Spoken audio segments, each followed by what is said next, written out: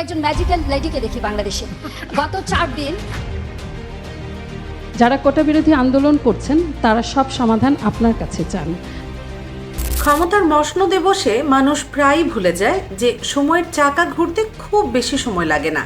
বিকাশের নানান পর্যায়ের এজেন্ট, কর্মকর্তা, কর্মচারী যারা ৭৫,০০০ কোটি টাকা পাচার করেছে, যারা একদিন টেলিভিশনের পর্দায় বসে ক্ষমতার দম্ভে ধরাকে সরা জ্ঞান করতেন, আজ তাদের পরিণতি দেখে পুরো জাতি স্তম্ভিত। ফ্যাসিস্ট সরকারের অন্যতম প্রধান গণমাধ্যম দোসর হিসেবে পরিচিত সাংবাদিক ফারজানা রূপা আজ যেন নিজের কৃতকর্মেরই চরম মূল্য চোকাচ্ছেন। তবে মানুষের মনে আজ একটাই প্রশ্ন, এই পতন কি শুধুই আইনি প্রক্রিয়ার অংশ, নাকি এর পেছনে লুকিয়ে আছে চরম কোনো প্রতিশোধের গল্প?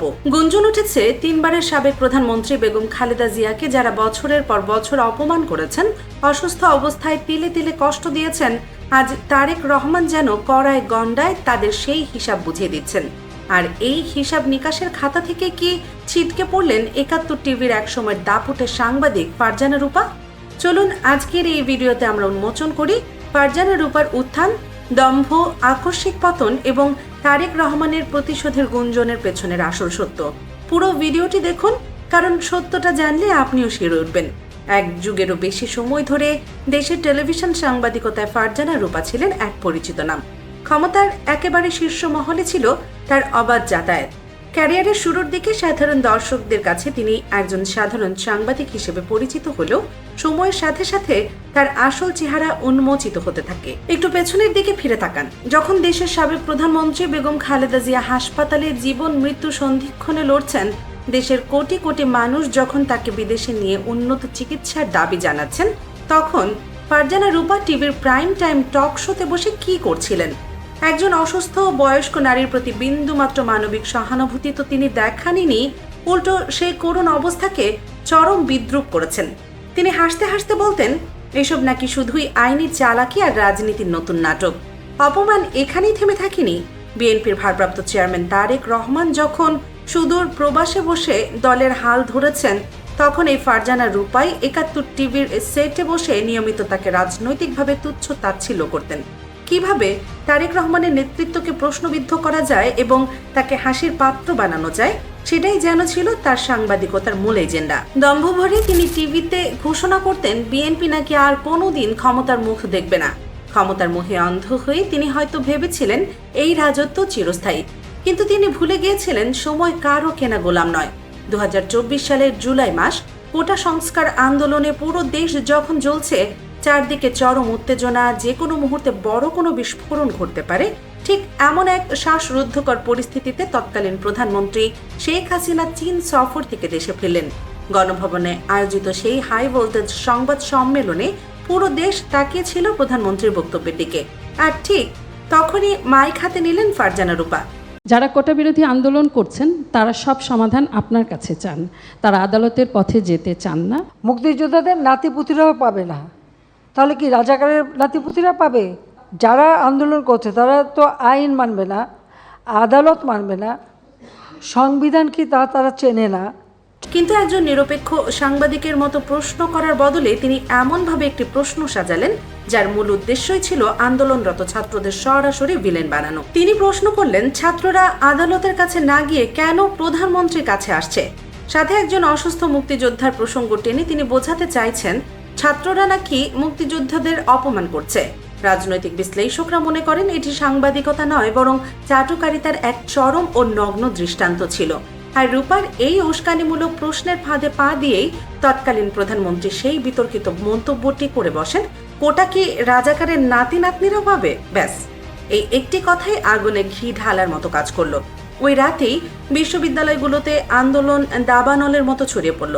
ফারজানা রূপা হয়তো ভেবেছিলেন এই প্রশ্ন করে তিনি প্রধানমন্ত্রীর গুড বুকে নিজের জায়গা আরো পাকাপোক্ত করলেন, কিন্তু বাস্তবে তার এই চাটুকারিতাই সরকারের পতনকে ত্বরান্বিত করেছিল। এর পরের ইতিহাস সবারই জানা। ছাত্র জনতার গণ অভ্যুত্থানে ক্ষমতার বিশাল পট পরিবর্তন হলো। বৈষম্য বিরোধী ছাত্র আন্দোলনের পক্ষ থেকে যখন বিতর্কিত ৫০ জন দালালি করা সাংবাদিকদের তালিকা প্রকাশ করা হলো, তখন সবার উপরে জলজল করছিল ফারজানা রূপার নাম। শুরু হলো তার জীবনের সবচেয়ে করুণ অধ্যায়। রাতারাতি ছাঁটাই হলেন স্বামী শাকিল আহমেদ সহ বিলাসবহুল লাইফস্টাইল, ক্ষমতা, প্রভাব সব মুহূর্তের মধ্যে ধূলিসাৎ হয়ে গেল। কিন্তু আসল ধাক্কাটা তখনও বাকি। যে মানুষটি প্রতিদিন এসি রুমে বসে হাত নেড়ে দেশ শাসন করা স্টাইলে কথা বলতেন, তার হাতে একদিন সত্যি সত্যি জেলের হাত করা উঠল। একের পর এক মামলা, রিমান্ডের মানসিক চাপ এবং শেষমেশ জেলের অন্ধকার নির্জন সেল। এক মামলায় জামিন পাওয়ার সাথে সাথেই আরেক মামলায় গ্রেফতার দেখানো হচ্ছে তাকে। অহংকারের রাজপ্রাসাদ ভেঙে আজ জেলের স্যাঁতস্যাঁতে মেঝেতে শুয়ে রাত কাটছে তার। কপাল বোধ হয় একেই বলে। জেলের এই দুঃসহ বন্দি জীবনের মাঝে নেমে এলো তার জীবনের সবচেয়ে বড় শোক। পৃথিবী থেকে চির বিদায় নিলেন তার জন্মদাত্রী মা। একজন সন্তানের জন্য এর চেয়ে বড় শাস্তি আর কি হতে পারে যে মায়ের মৃত্যুর সময় সে পাশে থাকতে পারল না। আইনি প্রক্রিয়ার জটিলতা পেরিয়ে মায়ের জানাজায় অংশ নিতে মাত্র 4 ঘন্টার জন্য প্যারোলে মুক্তি মিলল তার। কড়া পুলিশি পাহারায় যখন ফারজানা রূপাকে জানাজার স্থানে আনা হলো, উপস্থিত জনতা নিজের চোখকে বিশ্বাস করতে পারছিল না। কোথায় সেই টেলিভিশনের দাম্ভিক ফারজানা রূপা? উস্কো খুস্কো চুল, চোখের নিচে গভীর কালি, শরীর জুড়ে চরম অবসাদ আর বিধ্বস্ত এক চেহারা। 4 ঘন্টা মায়ের মুখটা শেষবারের মতো দেখে আবারও সে হাত করা পড়ে তাকে ফিরে যেতে হলো কারাগারের অন্ধকার প্রকোষ্ঠে। আজ ফারজানা রূপার এই নিঃস্ব হয়ে যাওয়ার পেছনের আসল কারণ কি? রাজনীতির অন্তর্মহলে আজ জোর গুঞ্জন এ যেন তারেক রহমানের এক নীরব কিন্তু ভয়ঙ্কর বদলার গল্প। বেগম জিয়াকে যেভাবে বছরের পর বছর বন্দি রেখে অপমান করা হয়েছে, তারেক রহমানের নেতৃত্বকে যেভাবে তিলে তিলে ধ্বংস করার প্রোপাগান্ডা চালানো হয়েছে, আজ যেন তারেক রহমান চাকা ঘুরিয়ে সব হিসাব কড়ায় গন্ডায় বুঝে নিচ্ছেন। তবে সাধারণ মানুষ ও বিশ্লেষকরা ভিন্ন কথা বলছেন। তাদের মতে এটি কোনো একক ব্যক্তির প্রতিশোধ নয়, এটি হলো ক্ষমতার চরম অপব্যবহার এবং মিথ্যা সাংবাদিকতার এক স্বাভাবিক পরিণতি। যারা সাংবাদিকতার মতো মহান পেশাকে কলঙ্কিত করে ক্ষমতার চাটুকারিতা করেছে, বিরোধী মতের উপর মানসিক নিপীড়ন চালিয়েছে, এটি কেবল তাদেরই কৃতকর্মের ফল। তারেক রহমানের উত্থানের এই যুগে ফারজানা রূপার করুণ পরিণতি বাকি সব সুবিধাভোগী মিডিয়ার ব্যক্তিত্বদের জন্য এক স্পষ্ট হুঁশিয়ারি। বার্তাটি পরিষ্কার, মিথ্যা আর প্রোপাগান্ডার বিচার এই বাংলার মাটিতেই হবে। বিচার হোক আর প্রতিশোধই হোক, মায়ের শেষ বিদায়ের সময় মাত্র 4 ঘন্টার পেরোল পেয়ে আবারও হাত করা নিয়ে জেলে ফিরে যাওয়ার দৃশ্যটি যে কোনো মানুষের জন্যই চরম মর্মান্তিক। আজ ফারজানা রূপার এই পতন থেকে ভবিষ্যৎ প্রজন্মের সাংবাদিকদের অনেক কিছু শেখার আছে। ক্ষমতার বাতাস চিরদিন একদিকে বয় না। আজ যে ক্ষমতার দম্ভে আপনি অন্যকে তুচ্ছ করছেন, কাল সেই ক্ষমতা চলে গেলে রাজপ্রাসাদ থেকে আস্থা করে নিক্ষিপ্ত হতে আপনার এক মুহূর্তও সময় লাগবে না। আমাদের দেশের মিডিয়া গত 17 বছর ধরে যেভাবে সত্য গোপন করে ক্ষমতার তোষামোদি করেছে, রূপার পতন তার এক চূড়ান্ত সতর্কবার্তা। সাংবাদিকতার কাজ সত্য প্রকাশ করা, কোনো দলের এজেন্ডা বাস্তবায়ন করা নয়।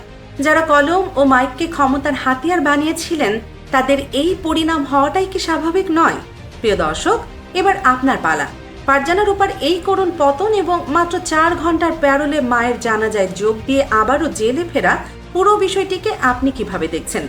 এটিকে তার নিজের কর্মফল, নাকি এর পেছনে সত্যিই জড়িয়ে আছে বেগম জিয়া ও তারেক রহমানকে অপমানের কোনো চরম প্রতিশোধ? আপনাদের মূল্যবান মতামত অবশ্যই নিচের কমেন্ট বক্সে আমাদের জানাবেন। ভিডিওটি ভালো লাগলে একটি লাইক দিন, শেয়ার করুন এবং সত্য ও নিরপেক্ষ সংবাদ বিশ্লেষণ পেতে আমাদের চ্যানেলটি এখনই সাবস্ক্রাইব করুন। ধন্যবাদ।